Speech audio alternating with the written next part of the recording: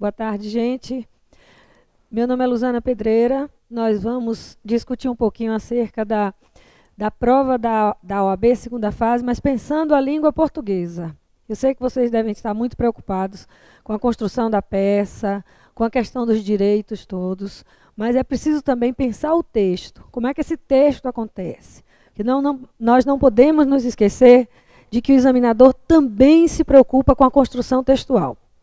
Durante muito tempo eu fui corretora de redação e a coisa que mais angustiava era pegar um texto mal escrito, mal feito, sujo, desarrumado.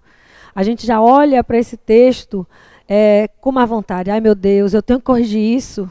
E aí, todo examinador, quando ele encontra um texto limpo, organizado, bem escrito, você já salta para ele como um aluno que está preocupado com a construção do seu texto. Além, claro, de olhar toda a questão específica voltada para a questão do direito. Vamos lá. Então, vamos pensar na estética desse texto, certo? O que eu tenho que pensar o meu texto? Como é que eu tenho que pensar? Primeiro, você tem que pensar que o seu texto ele está inserido em um papel. Então, ele tem que ter uma letra que seja legível. Então, o que acontece com essa minha letra? Dá para ler o que eu vejo? Você consegue ler direito o que está escrito nesse texto? Será que você consegue decifrar o que esse aluno quis escrever? Ele comete alguns deslizes clássicos. Primeiro que a gente não consegue entender bem. Ele puxa as letras como se elas tivessem o mesmo formato. E elas não são as mesmas letras. Eu não sei o que ele quer aqui. Urbanismo, urbano, não sei. O outro detalhe, ele ultrapassa as margens. Ele não respeita o espaço de margens que nos dois lados você possui. Mas ele comete uma coisa interessante, ele faz com que esse texto esteja corretamente adentrado. Então ele adentra o parágrafo, certo? Mas daí para frente eu consigo imaginar que tem uma palavra Brasil, que tem uma palavra ibérica, ou seja, eu vou imaginando expansão, e aí o corretor se vê diante de um texto com uma letra terrível dessas, ele diz, meu Deus, entendo, não entendo. Então, se eu não compreendo o texto, como corrigir um texto que não está sendo compreendido? Como entender o que o aluno quer transmitir, que até ele queira transmitir e tenha transmitido ideias interessantes. Como saber se realmente ele transmitiu o que precisava ser transmitido naquela situação? Difícil de compreender. Então, esse texto ele já vem prejudicado por uma letra ilegível, por um material difícil de ser compreendido. Aliás, nesse caso, impossível de ser compreendido, por mais boa vontade que o corretor tenha em corrigir o seu texto. Então, primeira coisa que eu tenho que pensar, eu tenho que me organizar neste papel. Esse papel tem que ser claro, limpo, organizado, e eu preciso que esse meu texto tenha letra legível. Ah, professor, eu tenho que fazer letra cursiva? Aí você tem que olhar no seu edital. Normalmente, o que aparece nos editais é letra legível. Tá? Letra legível. Mas fique atento, porque pode ser que na instrução de uma nova prova, você tenha lá a letra cursiva. Então, se ele lhe pedir a letra tem que ser cursiva, tem que ser como a que eu fiz. E se eu escrevo letra de forma, se por acaso ele lhe disser que a letra tem de ser cursiva, você vai ter que cair numa situação de fazer algum treinamento anterior. Provavelmente, esta criatura que constrói um texto com esse formato de letra é alguém que tem mais uso de letra de forma. Tenta fazer cursiva, não consegue. E se eu posso fazer letra legível? E se a minha letra pode ser de forma? Que cuidado eu tenho que ter? Cuidado com as iniciais maiúsculas. Tenha critério na hora. Eu preciso ver que você, quando começa um parágrafo, percebe? Você tem uma letra que se destaca das demais. Quem usa forma, normalmente, se preocupa em fazer tudo do mesmo tamanho, ou melhor, não se preocupa em destacar a inicial maiúscula. E eu preciso saber se você sabe usar as maiúsculas, ou seja, se depois de um ponto você usa a letra maiúscula, se ao começar um parágrafo você usa a letra maiúscula, se você sabe usar maiúsculas em substantivos próprios. Então, é preciso que você tenha cuidado. Estando diante de uma prova em que eu posso usar a letra legível, Eu uso forma. O que é que eu faço, professora? Aprenda a inicial maiúscula precisa ser destacada das demais. Não é um destaque imenso. Amplie um pouco em relação à linha. Faça com que esse seu texto ganhe um espaço maior dentro da linha. Então, sua letra maior se destaca das menores e eu consigo perceber que a maiúscula foi destacada. Certo? Muito bem. O que mais nós temos que olhar, além dessa história da letra legível? Que segundo aspecto é preciso observar? Segunda coisa que eu tenho que olhar é a questão das rasuras e borrões. Eu escrevi errado. O que é que eu faço? Não me desespero, não faço borrões exagerados. Seja discreto.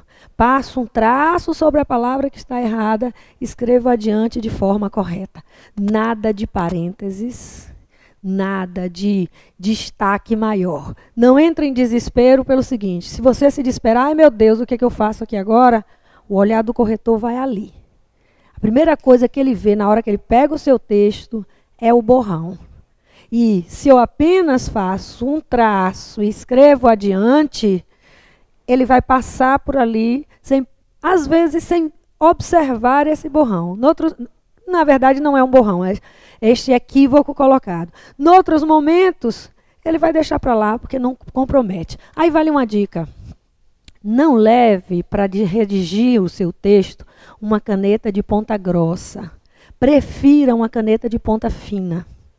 Então, a caneta de ponta fina, quando a gente comete um deslize pequeno, a gente consegue consertar sem que ela faça o borrão.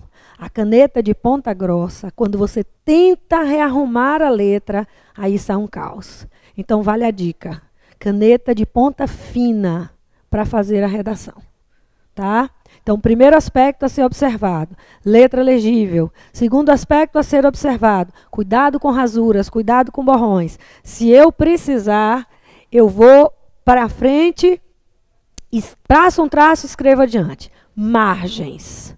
Você deve ter reparado que todo papel tem margens nos dois lados. Então, você precisa respeitar as margens, tá? Este candidato, ele respeita exatamente o que se pede de margens. Repare, não ultrapassa a margem, também não deixa grandes espaços. Então, a margem, tanto a lateral esquerda quanto a direita, elas precisam ser respeitadas. Além do respeito à margem, nem ultrapassa, nem deixa espaço, eu preciso adentrar o parágrafo. Então, o que é adentrar o parágrafo? Deixar um espaço para que eu comece.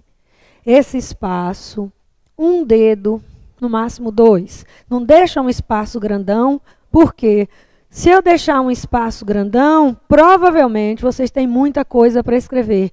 Pode faltar linha lá adiante. Então, você vai perder linha. Suas linhas vão faltar no final. E você não tem essas linhas para utilizar. Então, o que acontece? Deixo um pequeno espaço, começo a construir. Daí para frente, esse espaço, aqui nós chamamos de adentramento, ele vai seguir até o final. Tá?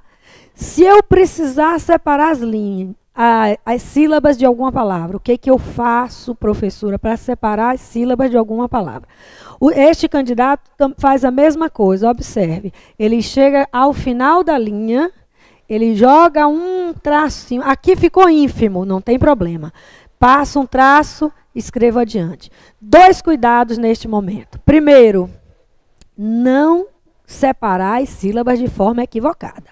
Então, é preciso saber separar a sílaba correta, pois se você separa a sílaba de forma equivocada, o que vai acontecer? Naquele momento, o seu texto vai perder em ortografia. Você separou a sílaba errada. Deixou 2 S de um lado, pulou a vogal para o outro. Não pode. E se eu não souber separar a sílaba, abra um espaço maior aqui, abra um espacinho maior aqui, vá chegando para cá e não separe a sílaba daquela palavra. Segundo detalhe, na separação silábica, então ali você tem o man, eu vou seguir para lá, tá? Mandato.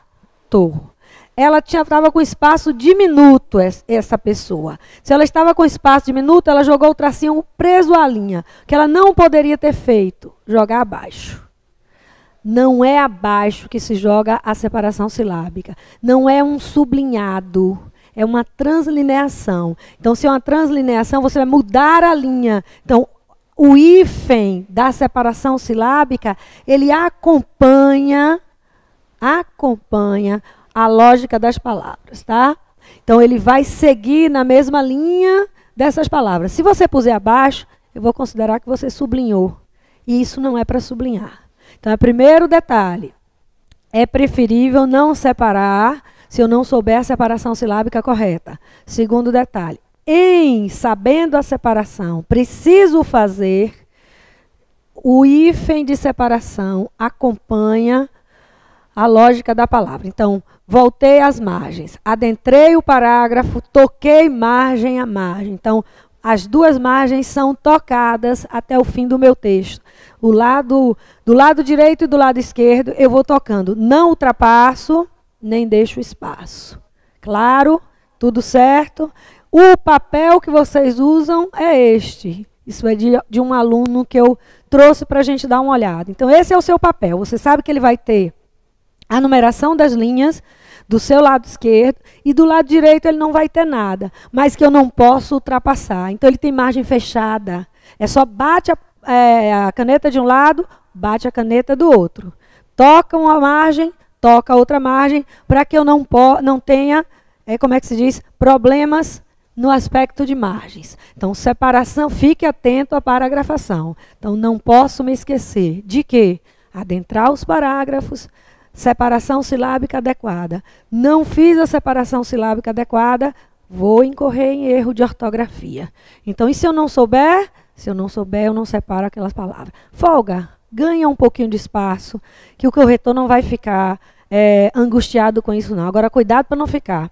Folga demais num lugar, aperta demais no outro. A gente chama texto de efeito sanfona. Estava com pouco assunto, deu espaço demais entre uma palavra e outra, ficou o texto todo gordo.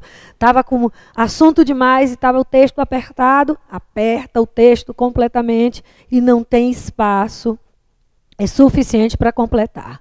Então, margens adequadas, adentramento adequado, separação silábica. E a caneta, não se esqueça, a caneta preferencialmente é de ponta fina. Ponta 07 é a ponta ideal da caneta para você usar, tá? Vamos ao próximo tópico. Qual é o próximo tópico? Pensar os aspectos morfossintáticos do seu texto. O meu texto está bonito, meu texto está limpo, meu texto está arrumado, organizado. E agora, professor, eu perco mais em quê? Eu perco no uso, na utilização da língua. Vocês se preocupam e devem se preocupar bastante com a questão do conteúdo do texto, com a questão do conteúdo da peça. Mas eu não posso me esquecer de que a língua portuguesa precisa ser respeitada e precisa ser bem trabalhada neste momento. Ah, professora, por favor, como é que eu vou fazer tudo isso? É assim que eu ouço todo dia. Como é que eu vou ter tempo de pensar a organização do texto, de pensar gramática, que é assim que vocês comentam, e ainda pensar o conteúdo? Vá pensando e organizando o seu texto com calma e com tranquilidade. Tá? Você já treinou antes. Então, quando você vai treinando em casa, você também treina a organização dessa estrutura de língua. Ou seja, você pensa o que eu chamo de aspectos morfossintáticos. E quais são os aspectos morfossintáticos que costumam ter mais problemas nas suas provas de segunda fase de OAB? Concordância, crase, pontuação, emprego dos conectores, regência, que está intimamente ligada à crase, tá? E ortografia? Não, ortografia são casos mais extremados em algumas situações. A massa de erros vem daí. A preocupação em usar o texto e fazer aquilo no tempo hábil e, às vezes, atropelar essas ideias. Passar a ideia de uma forma não clara, não nítida, não coerente com o que se está pedindo. Achar que está dizendo aquilo e, na verdade, aquilo não está sendo dito como deveria ter sido. Tá certo? Então, vamos ver. Outro texto de aluno. Em primeiro plano, cumpre observar que a decisão não unânime foi parcial, dando provimento à remessa oficial apenas para excluir a condenação ao pagamento de honorários. Dos honorários, melhor dizendo. Muito bem. Dando provimento à remessa. Uso adequado da crase. Como é que eu sei que eu tenho que usar essa crase? Como é que eu sei que neste momento eu preciso colocar esse acento grave que indica que ali existe uma fusão? Da mesma forma que você percebe a presença da fusão. Por que você pegou esse exemplo? Para mostrar para você o seguinte. No que tange a crase, nosso problema maior é não perceber, não visualizar a existência de duas palavras a. Um a, que é o artigo, exigido pela palavra feminina, e o outro a, preposição, exigido pela regência da palavra que antecede. Então, você vem, ó, dando provimento a. No segundo, é excluir a condenação ao pagamento. Então, você tem os dois pedindo a preposição e o artigo. Essa lógica entre o feminino e o masculino nos ajuda sobremaneira a pensar a crase. Tá? Observe esses exemplos. Enviarei a reclamação a ele e não a ela. Ora, enviarei a reclamação a ele e não a ela. Observe o meu a. Ele não se modifica. Ele é o mesmo nas duas incidências. Então, se esse meu a, na primeira e na segunda incidência, eu usei diante de uma palavra masculina e diante de uma palavra feminina, e o a permanece inalterado, este é o a que não muda diante de palavra nenhuma. Ele não pode ter crase, porque ele é a primeira face da nossa crase. Ele é a chamada preposição. Então, esta preposição que se apresenta à frente do ele e à frente do ela é invariável. Por isso, diante do masculino, ela é a, e diante do feminino, ela é o mesmo a. E eu não posso ter crase? Claro que não. Claro que não. A crase nasce de uma fusão. Crase é do grego, crasis, mistura, fusão. Eu vou misturar o quê? Duas palavras iguais. Então, a palavra a, preposição. E a palavra a, artigo. Então, o que vai acontecer? Olha observe o segundo exemplo. Não quero ler o livro, só vou olhar a capa. Não quero ler o livro. Livro é masculino, consequentemente, ele é o. Só vou olhar a capa. Capa é feminino, consequentemente, ela é a. Então, o livro de um lado, a capa do outro. O que vai acontecer? Eu percebo ali que estou diante de duas palavras que são variáveis. Então, elas concordam com a palavra que as segue. Ou seja, eu estou diante de dois artigos. Posso ter crase na frente da capa? Claro que não. Por que não? Repetindo, a crase nasce da mistura, da fusão de dois As. Até agora, nós só tivemos um A. No primeiro caso, preposição. O outro A, no segundo caso, artigo. Como é que essa crase vai nascer? Ela vai nascer da soma do A, preposição, com o A, artigo. Observe o que vai acontecer agora. Não irei ao supermercado. Se eu não irei a algum lugar. Tá? Supermercado é uma palavra masculina. Exige o artigo o. Então, o que vai acontecer? Para que nasça este ao, eu fiz a soma. Então, eu somei o a com o o. Ao somar o a com o o, eu encontrei o ao. Ora, o irei continuará pedindo preposição a, por regência. Supermercado pode virar farmácia. Se o supermercado se transforma em a farmácia, o que acontece? Ora, se o supermercado se transforma em a farmácia, o A exigido pelo irei se mantém A. Mas o O do supermercado vai se modificar. Por quê? Porque agora, no lugar de supermercado, se inaugura a palavra farmácia, que tem o artigo A. Então, o que ocorre? Eu vou somar esses dois As. E ao somar os dois, eu que faço? Eu coloco um e marco a existência de dois. É neste momento que nasce o fenômeno que nós chamamos de crase. Então, a palavra primeira, a preposição, observe que ela vem, neste caso, do verbo irei. Eu irei a algum lugar. O segundo a, o artigo, ele oscila nesses dois exemplos. Para a farmácia, ele é realmente um A. Para supermercado, ele é O. Então, se para supermercado ele é O, do lado de lá, unem-se essas duas palavras e nasce o AU. A combinação da preposição com o artigo. Do lado de cá, somam-se as duas palavras iguais.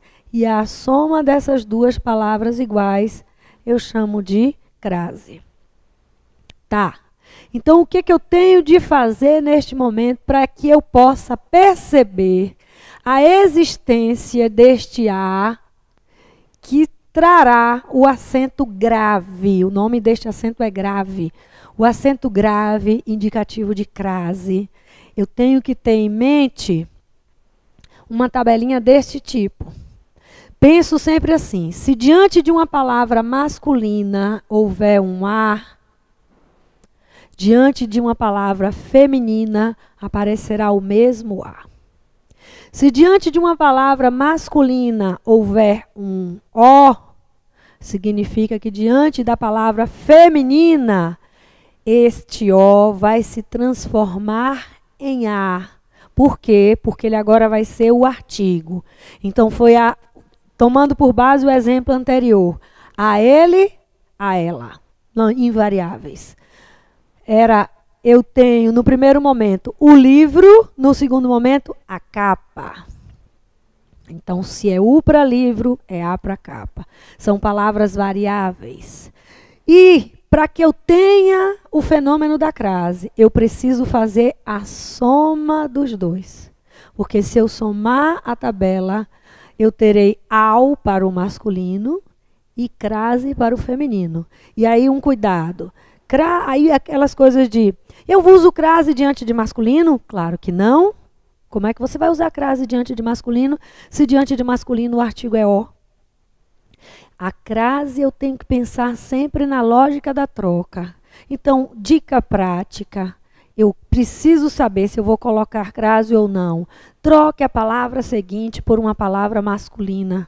Se ao trocar a palavra seguinte por uma masculina, você encontrar um AU, significa que no feminino tem crase. Então, masculino com AU, feminino com crase.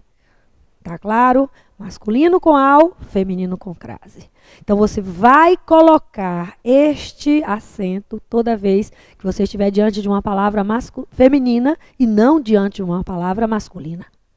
Certo? Muito bem. Aí vem aquelas histórias. E por que numeral indicativo de hora sempre tem crase?